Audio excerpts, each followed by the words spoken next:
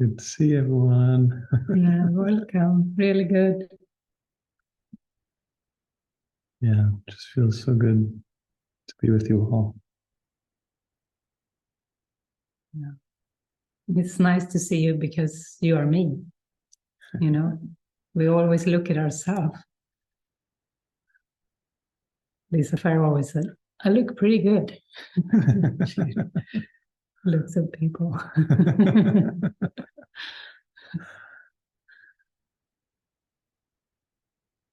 And we are really here to connect with this inner connection, inner oneness. It has nothing to do with the surface, with appearance but deceive. But inside, we're the same. And that's nice.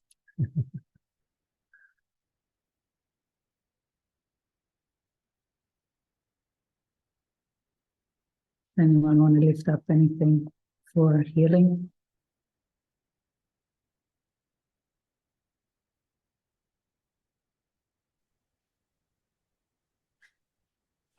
Hi. Hi. So good to see you. It's been hard lately in my mind. I'm feeling a lot of rage and anger and feeling betrayed, lied to, victim, basically. And I'm ashamed on top of it because I should be beyond all this, in my judgment. And I can't help but blame. And I'm convinced that something is wrong, that was wrongly done to me. So I'm convinced, but I know it's not true. Well, maybe you know it's intellectually, but emotionally you don't believe that it's not true. Yeah. Because you feel those feelings. But maybe we can help out in some way, because maybe there was a wish or an investment in something here, in how something was, or how you wanted something to be, or what you thought you deserved in some sequence here. And it's important to look at that wish or that idea that it should have been that way for you to be happy. I mean, is it really worth it to throw away your peace of mind on a sequence in the storyline, or on some people in the dream? Is it actually really worth it? Or can you release this idea that it should look a certain way, that there was an outcome that would have been better for you? Can you release that idea? I can release the outcome, and I cannot release the belief in the betrayal.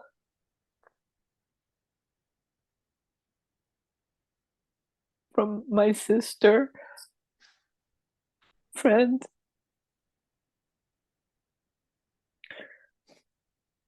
But if she's part of releasing you from the outcome with whatever she did. Can you repeat that? So she has been part of releasing you from the outcome that you wanted, that you thought you wanted. So with whatever she did, he has releasing this outcome that you had in your mind, you thought was going to be the best for you.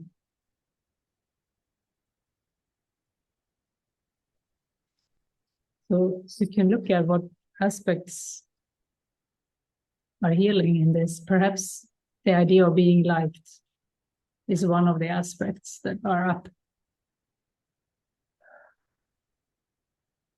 Being liked. Wanting to be liked. Wanting to be seen in a certain light.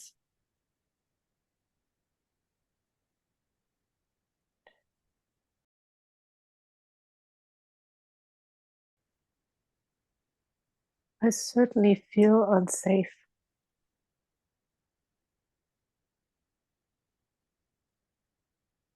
Not sure what's the roads to that, but it's I feel the unsafety.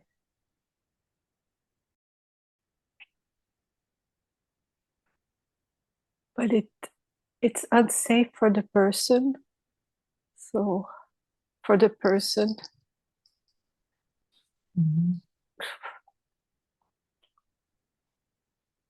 there's dismantling, I know.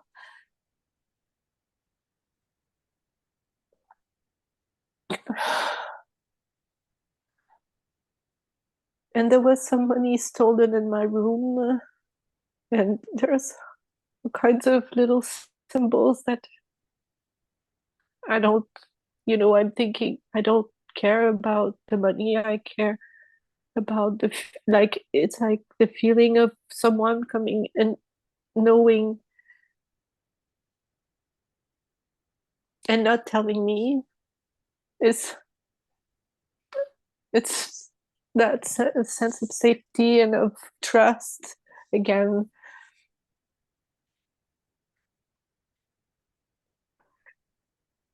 There's kind of three main kind of symbols of that. Lies about paying rents and not paying it, and not saying anything just after the fact, and things that are said to be clear and they're not followed up and not respected and not said, and money disappearing and lies and sabotaging. So it's all there. And I'm like, either I let go of everything and I don't know, I take a flight to Spain and it's okay, bye. It's like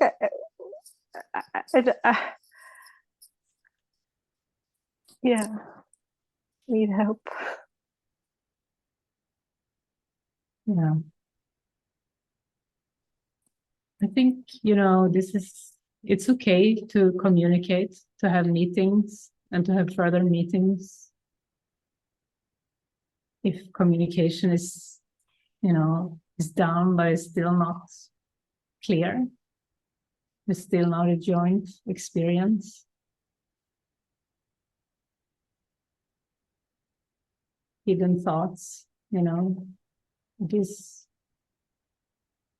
to bring it up, to speak about it, to bring in the people that you still feel unclear with, and have some talks. Especially you live like in community, you share space. It seems like a calling to talk things through. Yeah, and when I think that's what we did, it's not like there's we need to come back maybe every day almost, or I'm not sure.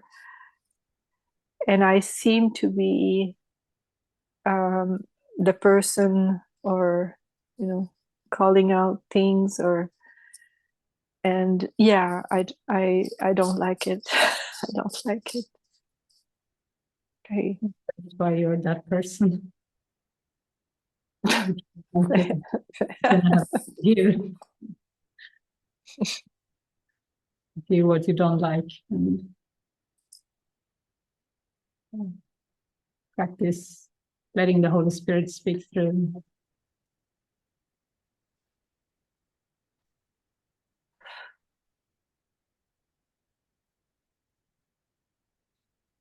I felt and I expressed rage like twice in the last few weeks, and we talked about it like here in New West, and I put that on the altar because I'm ashamed, and I just want to voice that. Not as a confessional, but as a it's okay, you know. So I still don't know what to do with this, but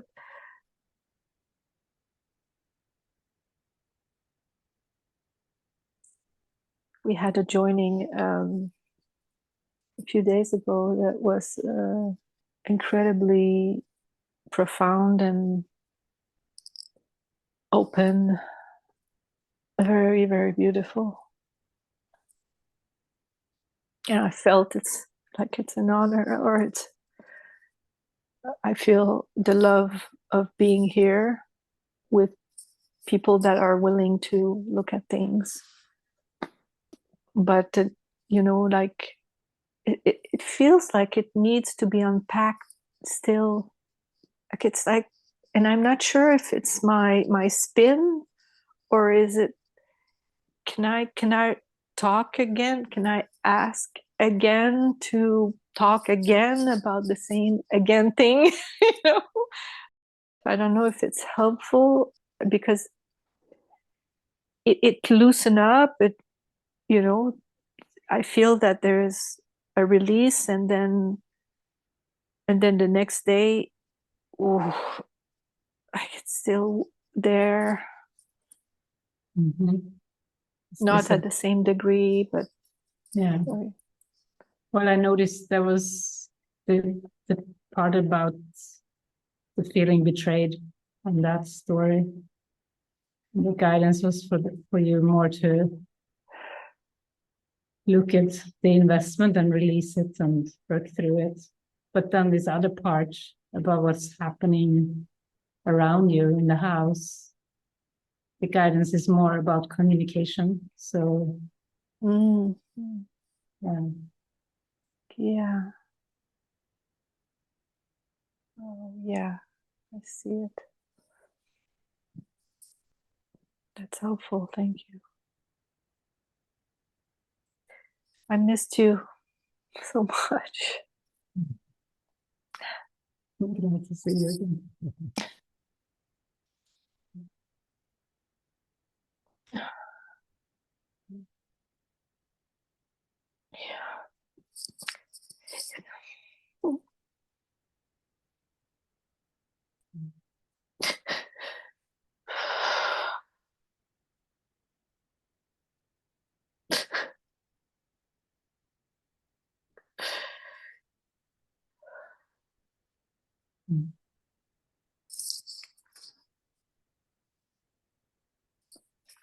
The house meeting.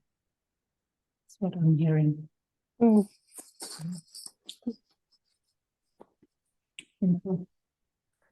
Okay. Thank you. Yeah, thanks.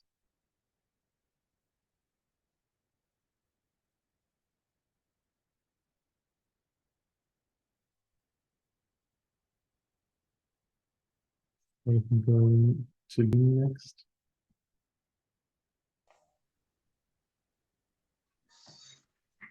Hi, everyone. Hello. Hello. Always a pleasure to join. Something just came up. And the question is, when you're asking the Spirit to help you resolve something, move over something, forgive something, it does seem like the more intense it is in your mind, the bigger the problem that you've made it.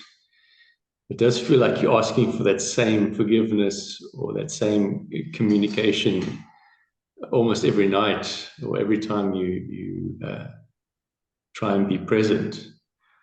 So I can definitely associate with that. And I'm not quite sure if it's just a trust thing or whatever, but at that time, it feels like whatever issue you're dealing with, the Spirit's not acting quick enough, or you're not getting your answer quick enough. So I can really sympathize or empathize with that particular thing. Yeah, and it's usually just deeper layers in the mind. If something is not released, it's because you have more feeling around it. Yeah, no, I kind of figured as much, but in desperation, you pray for the same thing 100 times a day. But that doesn't imply that you are sitting with it or releasing it properly, or like you said, it may be the layers of an onion that needs to be peeled away one at a time. Yeah, that's key, because Spirit is not like a wizard that comes in, takes it away when you say a prayer. It is with your thoughts you need to work directly. There is no way around that, there is no shortcut. Well, yeah, I've come to realize that as well, is that, and I just wrote that down, is that with all of these things, what we're attempting to do is change our mind, or release our mind, and it takes work. It takes work. It takes patience. You can call it trust and faith and all these things, but it certainly is work. Yeah, the inner work. Yeah. And just some things, two other things that came up. One, more of an intellectual thing, was that I was thinking a little bit about one of my therapists today, how they as therapists and psychiatrists, psychologists, is that their job is just to make you a functional human being, and that's the problem. we kind of not. But if they can get you up and say you're doing your 9 to 5, you're going home and making dinner, you're paying your bills, then you're doing okay. It certainly doesn't solve some of our problems, or most of our problems for that matter. So that was kind of, sorry? It may rearrange the illusion in the dream, but that doesn't do anything. That doesn't get you from the dream. But it did for me feel like a bit of pressure, because ultimately, even in the dream, that's what everyone else is looking at you to say, well, he's a nice guy, he's a functional human being, he pays his bills, he walks his dogs, he does this, he does that. To give and release the dream figures. Sure. Yeah. Not to look good in their eyes, not to do the right thing in their eyes. They will certainly react a lot when you start to wake up, when you don't behave like you should in the role of maybe of son or brother or whatever the dream character has been playing out. When you don't act according to that role, the other characters may seem upset, but you're actually not here to play that role. This is exactly what you're here to wake up from. So we're not here to collect brownie points, to become better as humans, But what was your other thought that you wanted? The other one, I was just sitting alone a little bit and just trying to be present. And just out of the blue, I had a memory. It's probably one of my earliest ones, where I was probably about 4 or 5, and my mom had to go to work, and I still remembered that feeling of, Julie mentioned betrayal earlier, and it's kind of like, oh, betrayal and abandonment, because my mom had to go to work, so she had to leave me at home, and I certainly didn't want that to happen. That felt like that shouldn't happen. And so a little bit of feelings of abandonment and separation was there, and it just was kind of unexpected. A follow-up question on that is, if you take these things to the spirit to be released, and well, will something like that crop up again? That same Possibly. yeah. It's not really released, like you were saying about the onion. Yeah. There might be deeper layers of it, of the same belief. Yeah. But it probably looks the same in your mind, but it's probably something deeper or similar.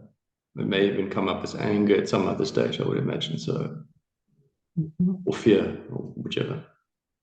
Yeah. Yeah. Okay. Yeah. Thank you. Thank you, Dean.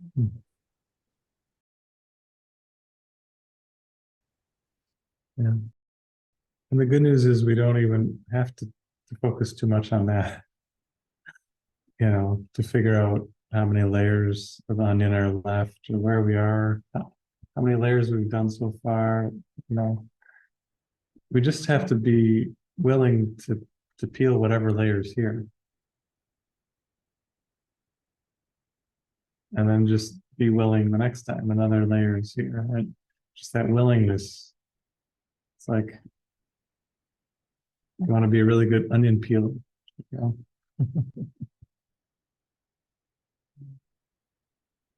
Yeah.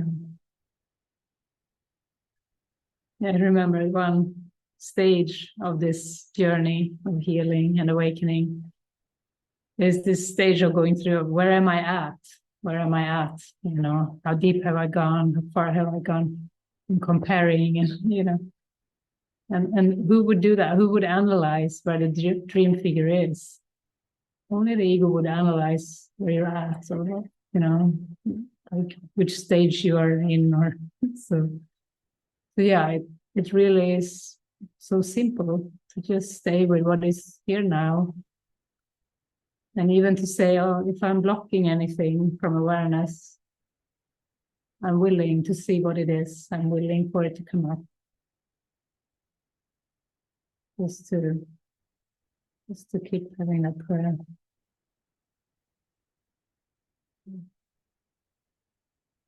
And I feel good about this theme we've had today about looking at the dream and releasing the dream. It really goes by itself when we're willing, and we're just willing to hand over our minds. The healing journey will present you with what is still unhealed, what is still needing to be released and forgiven.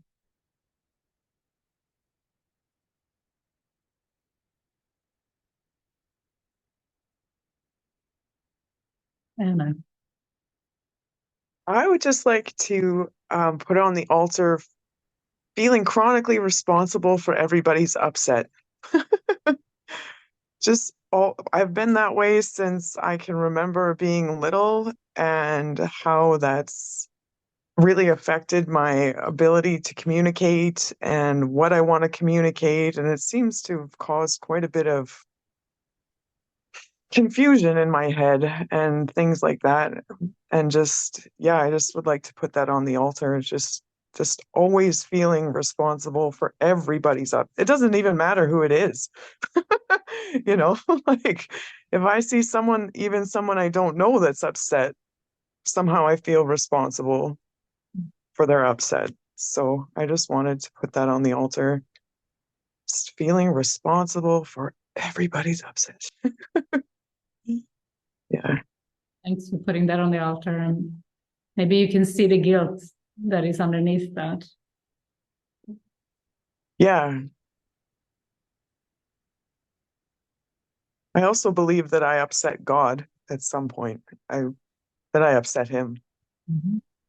That my desire to separate from him was a betrayal to him. You know, like, thanks for everything, but fuck you. Mm-hmm. And that's why the mind states turned away. There's a big guilt. I don't want to feel guilty about that anymore, because I know God, I know intellectually that God is incapable of upset. He doesn't have an ego, so how can he be upset? So he's not really upset. I just feel like the past week I've just been working up my courage to just look right at his face. That's it. Just working with spirit. Everything's getting really, really gentle, so I could just look at him again, because we didn't do anything wrong. We really didn't, for real. Like, for real, we didn't. I just feel like I'm just working up the courage to just finally just look at him and say enough is enough. Let's just fix this already and get on with it. Be done with this. Just be fucking done with it. I'm so fucking done with it. I'm done. God loves me. We didn't do anything wrong. And we can't piss him off because he doesn't have an ego.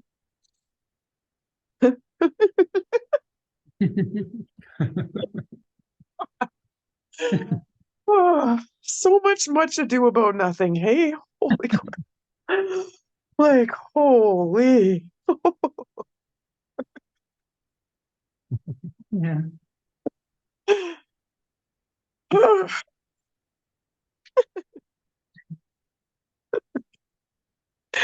One thing about this journey is you have to be willing to look absolutely batshit crazy in front of everybody. You go from crying to laughing to crying to laughing and crying to laughing.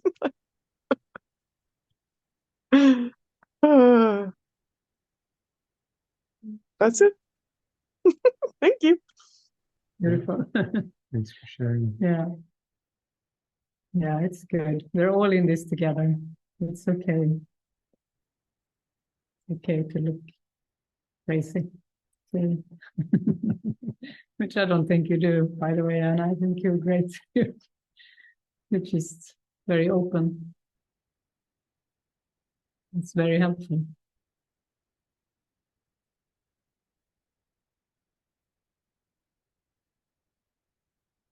Okay, do we have any last pair here?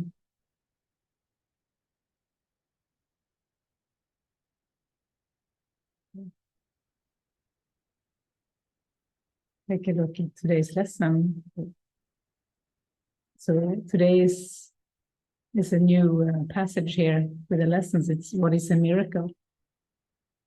Maybe you've read that today, learning what a miracle is. A miracle is a correction. It doesn't change. It doesn't really change at all. It doesn't create.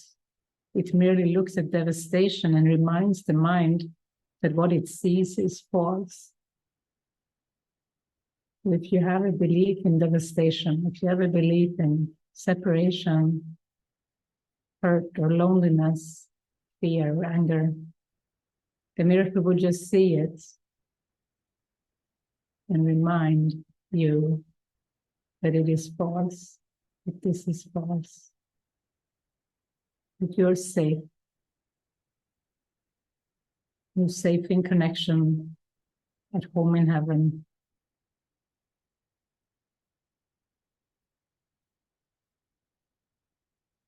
And the lesson is profound. I can attack but my own sinlessness, and it is only that which keeps me safe. So if there are attack thoughts in the mind, they will be projected outward to the screen. But really what we attack is our own sinlessness. We won't feel innocent if these thoughts are there. So he's explaining that. What you attack, what keeps you safe. If you hold attack thoughts. Yeah. He's giving us these lessons so that we can be aware of this. So that we can realize that we don't want to attack our sinlessness.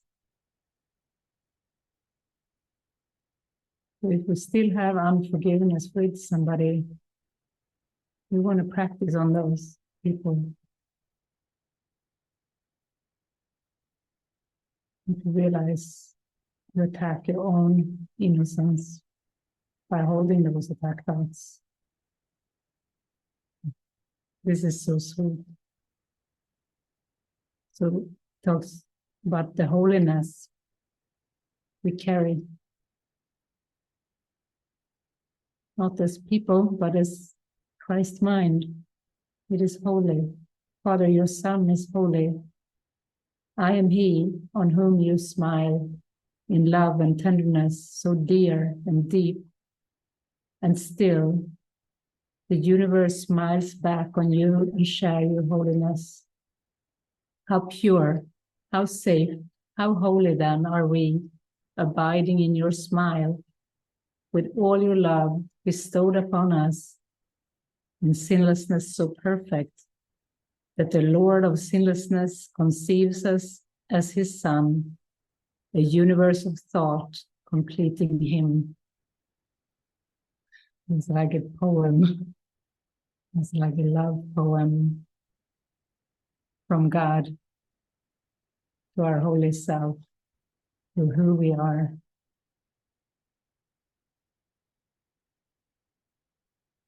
We are in God's smile. So maybe we go to bed tonight in this smile of God. We're showered in this love.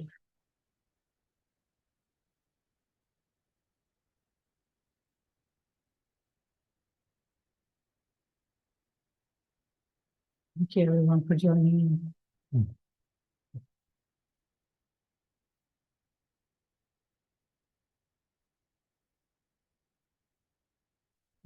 Love you all.